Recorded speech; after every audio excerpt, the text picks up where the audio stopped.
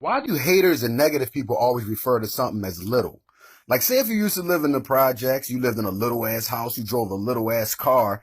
Now you made it out. You live in a mansion. You got a big ass Rolls Royce or something. Now all the haters gonna be like, you think you all that because you got your little house and your little car. Actually, no, this is a big ass house. This is a big ass car. It's nothing little about it. You didn't say nothing about me when I used to live in a little house and I really did drive a little car. I had a manager. I won Employee of the Month, so I won a bonus check. I had to go to the office to pick it up. She didn't like me too much. So she said, "Oh, what, you here to pick up your little bonus check?" I'm like, "Well, I'm here just to get my bonus check. I don't know if they come in little or big or whatever. If they come in different sizes, by all means, please give me the biggest one you got." And then, your ex-girl, she always hating on your new girl. Like, I see you got your little white girl. Or I see you got your new little girlfriend. She could be a fat girl. She gonna be like, "I see you got your new little fat girlfriend." She could be tall as shit. She'd be like, "I seen you at the mall with your little new tall girlfriend." Everything little. You know what I'm saying? When I had no money at all, you ain't say nothing. We was the tightest of people. Motherfucker hit the lottery for $1 million. Now you like, oh, you think you all that since you got your little $1 million. You hit your little lottery and what have you. But haters always they trying to bring you back down to their level. So if you do succeed them or you do get bigger than what they think that you are, now they're trying to bring you back down to their little level by referring to everything that you do is little. You know what I'm saying? It could be even something like a father that, he was struggling. He didn't take care of his kids too well at first, but now he's trying to. So he's doing the best he can. He have a party for his son. The mother gonna hate like, oh, now all of a sudden you want to throw a little party for him. You ain't did this. You ain't did this. Get your negative, hating, little-minded ass the fuck out my face. Be more funny. What's up, world? It's your guy, Kawan Be More Funny. And I'm from Baltimore, Maryland, where a lot of people that's from here, they don't say it right. They say Baltimore, Maryland. Not Baltimore, Maryland, but Baltimore, Maryland. And I mean, people that's all over the country, they say it right. They say Baltimore, Maryland. To give you an example, when I was young, a couple of me and my homeboys went to King's Dominion. And you remember them colorful beanie propeller hats that we used to wear? I guess they wasn't down Virginia yet because this white guy walks up to me and he says, "Hey, buddy, where'd you get that neat hat?" And I was like, "Baltimore, Maryland." And he was like, "Is that like a town or I'm like, "It's one state over. Baltimore, Maryland. Crabs, the inner harbor." "Oh, you mean Baltimore, Maryland." That's what I said, motherfucker. But yeah, people from here, we pronounce it wrong. Everybody says Baltimore, Maryland. Right. They don't even pronounce the state right. Maryland. What the fuck is a myrrh? Ain't that some of the shit that one of the three wise men was delivering to young baby Jesus was myrrh? So imagine you taking a casual drive down Monroe Street. You look over and you see this biblical brother riding on a camelback. So you pull up next to him like, "Excuse me, sir." The camel look over at you like, "No, not you, Jay-Z. I'm talking to this biblical brother that's sitting on your back here." And he a wise man, so he got that proper talk like, "Yes, what can I do for you today, sir?" And I'm like, "Well, you can't do nothing for me. I'm just wondering what the fuck you doing, man. This is Monroe Street, Baltimore, Maryland. You doing riding a camel down the street. And your camel limping because you done hit one of them serious ass potholes back there." Anybody that's from Baltimore know about Monroe Street know Monroe Street got some fucked up potholes and it will fuck your car up. And that's what it did to the wise man camel. It fucked his camel up, the camel limping and shit. But anyway, he answers like, "Well, sir, I am on my way to see the young baby Jesus, and I wish to take him myrrh. And I hear that this is the land of myrrh. Myrland." No, bruh. We just say shit wrong. You ain't gonna find no myrrh right here on no Monroe Street. And trust me, anything you do buy right here on Monroe Street, you don't want to take that shit to baby Jesus. If you do, you have to change the name of the book from the Bible to the Wire. Now, what you want to do, you want to get some myrrh, go on over to Walmart. They got everything in that motherfucker. They sell everything and they service everything. So you might can get your camel looked at too. And plus, I think they got validated camel parking at Walmart too. They do everything there. So yeah, man. That's how we say it here in Baltimore, Maryland, man. Baltimore, Maryland is the same shit as Baltimore, Maryland. Be more funny. Now, I grew up back in the day in, a small community where everybody knew everybody, right? So, when I got caught at the corner store stealing nail laters, Miss Cooper seen me there, and as soon as she got home, she called my grandmother like, "Deaf mate? Now, I seen your grandboy up there at the corner store. He got caught stealing candy, and I'm just calling just to let you know." So, when I get in the house, my grandmother's sitting at the kitchen table with her Bible, praying about the ass whipping that I'm about to get. And I knew she was mad because she's sitting at the table rocking and humming with the Bible.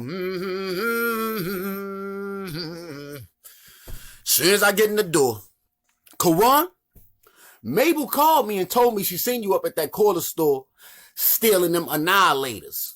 Yeah, she said annihilators. Not annihilators, but annihilators. Old people back in the day, they ain't know how to pronounce shit right. Like, she didn't even know how to pronounce half my friends' names. Used to come over my house all the time. Troy was Roy. Yelly was Jelly. Dwight was Whitey. Terrence, that dark-skinned boy from up the street. But anyway, I get in the house. She found out I was stealing candy. Now, she told me, go out in the yard and get a switch. And don't come back in here with not a switch that was good enough to whip your ass with. Don't make me go out there, because if I go out there, I'm going to bring a log in here and bop you over your head with it.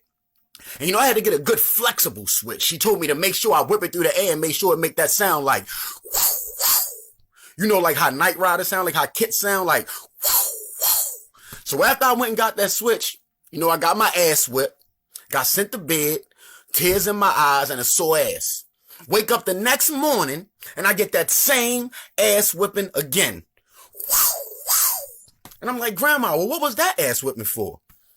She like, well, that one was just in case you thinking about going out here and stealing something today. Now go ahead to school. So once again, I get sent to school with tears in my eyes and a sore ass. Come back home from school, go in my room to do my homework. And if you've seen my last video, it's called homework, not bus work. So I come in my room, look, and I'm like, Grandma, what happened to my Nintendo? She looked at me with a straight face and was like, boy, I stole it. What's up, world? It's your guy, Kawan Be More Funny. And today I'm talking about how you gotta look for shit.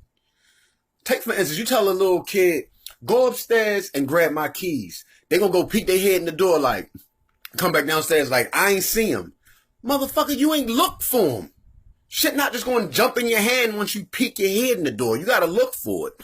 If I told you it was $500,000 in that room, I bet you'd be in there looking for it, moving shit around, trying to find it. You're not just going to peek your head in there and be like, oh, I couldn't find it. Same thing like guys and girls. They be like, it ain't no good men out here. Or it ain't no good women out here. That's because your ass ain't looking.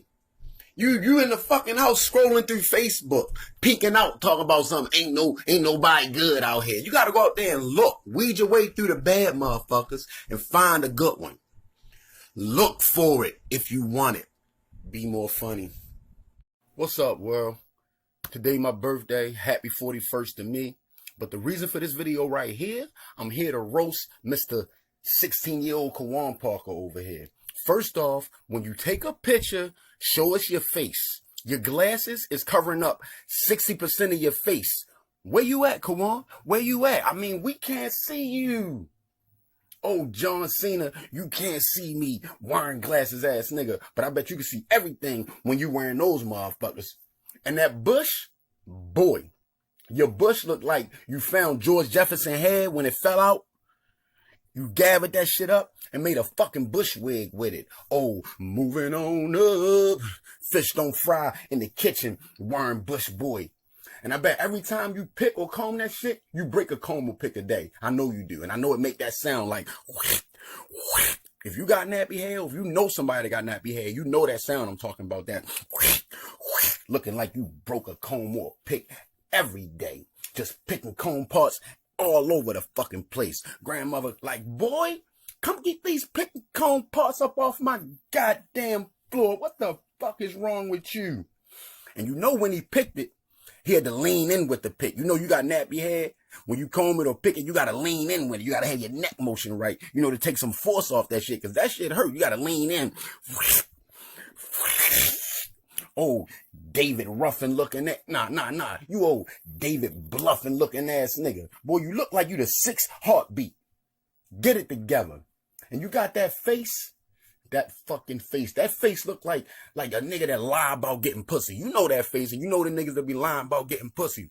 Talking about my girlfriend live up in Delaware. Lying ass nigga. Showing people the picture that came with the frame. Like, yeah, this my boo-boo right here. Ain't she cute? I can't wait till next summer when I see her. 16-year-old Kawan Parker, you had issues. And once again, this is 41-year-old Kawan Parker. I came here today to roast Mr. 16-year-old Kawan Parker over here. But if there's anybody out there that want a roasting session with the 41-year-old Kawan Parker, I'm right here, dog. Get at me.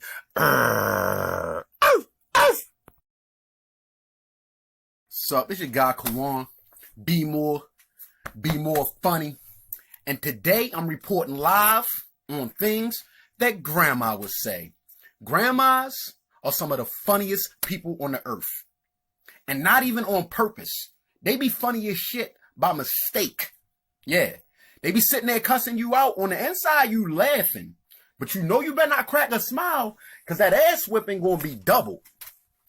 My grandmother would say, pray for what you need and work for what you want. Make sure you say your grace before every meal. Bless this food that we are about to receive through our body. Yeah. Wear your long drawers and your big coat and your cap. Because this ain't nothing but pneumonia weather out there. You got to bundle up. And make sure you put your gloves inside your hat and your hat inside of your coat sleeve. Because I'm tired of you losing fucking gloves and hats around here. What you think, fucking gloves and hats grow on trees? Lose another pair of gloves and a hat. I'm going to sew your gloves to the end of your sleeves. And I'm going to sew your hat to the inside of your hoodie. That way, I know you won't lose them. Yeah, you might be walking around looking silly than a motherfucker. But you will have those gloves and hats that I bought you. You won't lose it again. Think about that. Want to be losing shit. Don't chew with your mouth open. Get your elbows off my table. What's for dinner, Grandma? Food. And don't even think about going to my refrigerator. Yeah, she used to say refrigerator.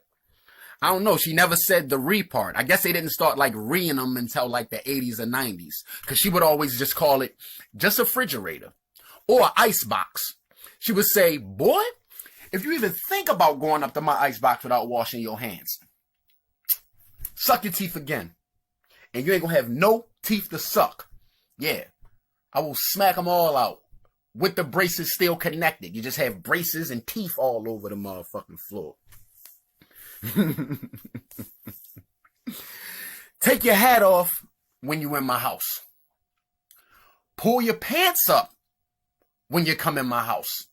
If your pants is already down halfway off your ass, you're just making it easier for me to whip it because it's already bare. So come in here with your pants down on your ass. I guess that's just like you saying, come on, Grandma, whip my ass. It's already out to be whipping.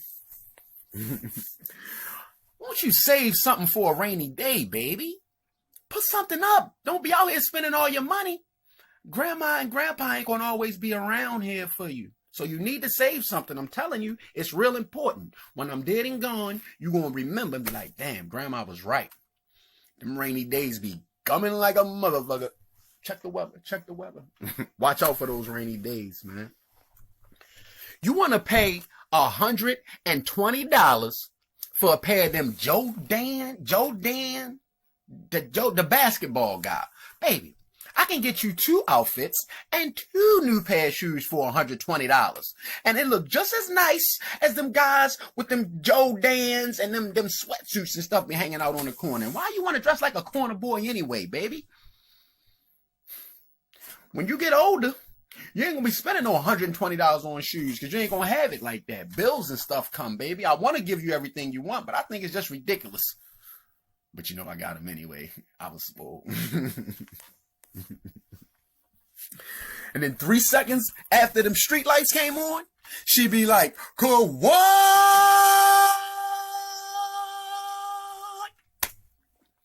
Whole Cherry Hill heard it. I be sitting there with my friends. They hear it. They looking at me laughing and shit. You know what that mean, boy. See you tomorrow, Juan. What time is it? 7 o'clock. Peace out with your going in the house early ass nigga. That's all right, though. Because I ain't started getting in trouble till like I was 30-something. When y'all niggas was getting in trouble back then. Grandma had the right idea. It wasn't nothing outside like she said. Y'all knucklehead motherfuckers. And she would say, "Don't worry about people teasing you, baby." I'd be like, "Grandma, but everybody else staying outside. Look, I'm responsible for you. I ain't responsible for everybody else. Don't worry about people teasing you. I know people talking about your glasses, talking about you look like that Steve Urkel guy. I don't even know who that is. You don't look like him. You look like David Ruffin, the lead singer of the Temptations. My grandson, my handsome grandson." Grandmas always used to say stuff like that, man. Make you feel good. This ass whipping is going to hurt you more than it's going to hurt me. I don't know about that one, Grandma. That's the only one I gotta say. Them ass whippings hurt. But my favorite thing that Grandma would say to me, and it also happened to be the thing that she said to me the most, was, "I love you, baby." I love you too, Grandma. Rest in peace. Chicago Kawan, man. Be more funny. Representing my Baltimore Ravens right there. I drew that. Go Ravens. Be more, man. Peace out. Be more funny. What's up, world? It's your guy Kawan. Be more funny. And today, I'm coming to speak to you on how a dirty house equals a dirty you. Now, they say that cleanliness is next to godliness. Now, with that said, some of y'all going straight to hell just off of how dirty your house is. Yup, I mean, yeah, I said it. Dirty house games equals eternal flames. So you better clean your shit up. I mean, a girl could take a selfie, right? She ready to go to the club.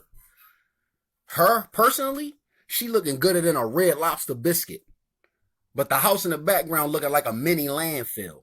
She trying to clean it up, talking about something. "Well, I'm ready to go to the club. Never mind the mess in the back. I was in a rush. I ain't have time to clean up." You need to make time. Clean that shit up. Don't take a picture with you looking all good in the foreground and the background fucked up. Thing is, 2 months later, she take another picture. She ready to go to the club again. Ready to go out to the club. And she try to clean it up with that same line. "I'm rushing. I ain't have time to clean up." No, boo. That's the same exact trash that was in the back of you last time. I could see that same Snickers wrapper. I could see those same potato chip bags. I could see those same 2 McDonald's sweet tea cups. You know, one of them you're using to make an ashtray for. It got cigarette butts, weed roaches, and ashes just bubbling out the top of the motherfucker. I mean, if you're going to use a McDonald's sweet tea cup for an ashtray, at least you got to empty that motherfucker out. Remember, cleanliness is next to godliness. You don't want to go to hell because you dirty. And there we venture into the kitchen. Dare we go into there. The top of your stove got a sample of everything you done cooked for the last 3 months. That's how dirty your stove is. So you ain't got to tell nobody what you had for dinner last night because we can come in and see it right there on top of your stove. And every time you cut your oven on, whole house smell like burnt ass. You ain't cleaned the oven since you got it. You don't even know if it was clean before you got there. You cooking in other people's dirt and in your own dirt. Food just dirty than a motherfucker. And your microwave, you do know that little round plate in the middle of the microwave come out and you can clean it. You know the surface of a microwave is real easy to clean. You should clean it at least once a day. You wondering why you put some microwave popcorn in there, shit come out tasting like fried chicken and burnt bacon grease. Probably because you never cleaned your microwave. Come on now, we got to eat out of that. You got to do better than that. Got to do better. Check this out. If I got on a pair of white crispy socks, because you know how brothers be self-conscious about showing their toes, so I probably got on a fresh pair of white socks. I make one trip to the kitchen, just one, all night, to get some Kool-Aid or something. Look at the bottom of my white socks. It looked like I've been moonwalking on a pile of charcoal or something. You might need to invest in a broom and a mop and use it. Next time you get the urge to go shopping for makeup and clothes, you might want to curve that urge and go shopping for some cleaning supplies. They sell them at the dollar store, and they work. Cleaning supplies. Use them. Yeah, man, but cleanliness is next to godliness. And then you finally broke down and took the trash out. I mean, the trash been sitting there all month. You finally broke down and took it out, but you didn't clean out the trash can. So now the trash is gone, but the trash can still smell like it got garbage in it. What sense does that make? Did you not notice that trash smell once you took it out? Wouldn't you want the trash smell to go out with the trash? Think about it. But remember, man, God can want to be more funny. Like I said, cleanliness is next to godliness. So it's springtime. Do some spring cleaning and get close to the Lord. Be more funny. Wake and bake time, you know what I'm saying? See what we got in the oven here. Oh, shit. It really is wake and bake time around this piece. Nothing like it. Be more fun.